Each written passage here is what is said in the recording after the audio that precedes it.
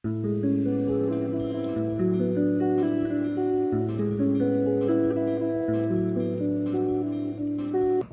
Sobat Legal Talk Society, selamat datang.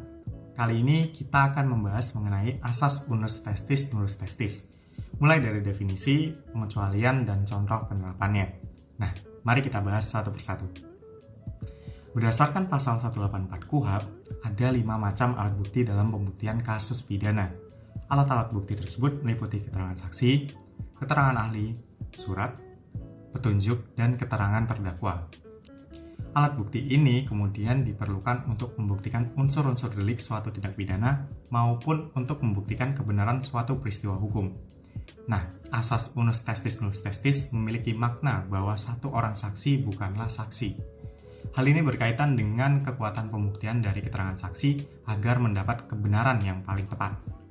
Nah, asas unus testis nullus testis tercantum dalam pasal 185 ayat 2 KUHP yang berbunyi keterangan seorang saksi saja tidak cukup untuk membuktikan bahwa terdakwa bersalah terhadap perbuatan yang didakwakan kepadanya.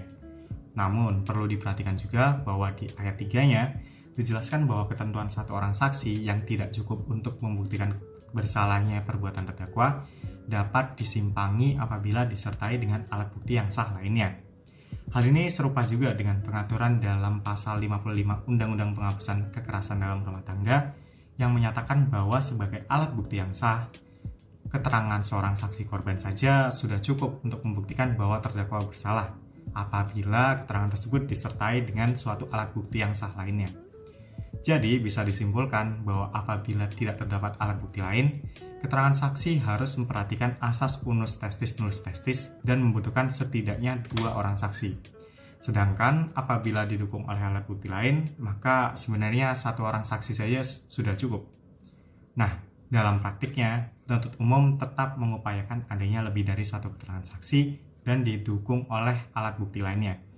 Upaya ini ditujukan untuk memperkuat kekuatan pembuktian keterangan saksi, karena berdasarkan pasal 185 ayat 6 KUHP, dalam menilai kebenaran keterangan seorang saksi, hakim harus dengan sungguh-sungguh memperhatikan 4 hal.